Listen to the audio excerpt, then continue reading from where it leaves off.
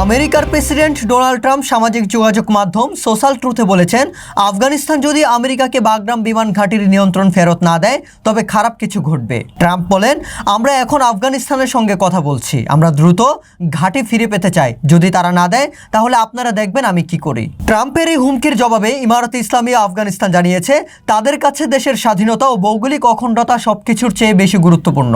এক বিবৃতিতে আফগান সরকার বলেছে, আমেরিকার সঙ্গে হওয়া সব দ্বিপাক্ষিক আলোচনায় স্পষ্ট করা হয়েছে যে ইমারতে ইসলামিয়ার জন্য আফগানিস্তানের স্বাধীনতা ও ভৌগোলিক অখণ্ডতা সর্বাধিক গুরুত্বপূর্ণ।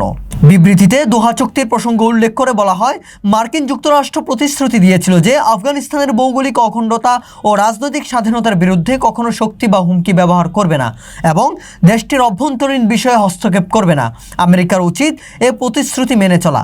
আফগানদের কাছে আমেরিকার পরাজয়ের দিকে ইঙ্গিত করে ট্রাম্পকে উদ্দেশ্য করে বিবৃতিতে বলা হয়, অতীতের ব্যর্থ অভিজ্ঞতার পুনরাবৃত্তি এড়িয়ে বাস্তবসম্মত নীতি গ্রহণ করা উচিত। আফগানিস্তান জানিয়েছে, তারা শরিয়ার ভিত্তিতে ভারসাম্যপূর্ণ ও অর্থনৈতিক কেন্দ্রিক বৈদেশিক নীতি অনুসরণ করছে, যার মাধ্যমে সব দেশের সঙ্গে দ্বিপাক্ষিক ও পারস্পরিক স্বার্থের ভিত্তিতে ইতিবাচক সম্পর্ক তৈরি করা যায়।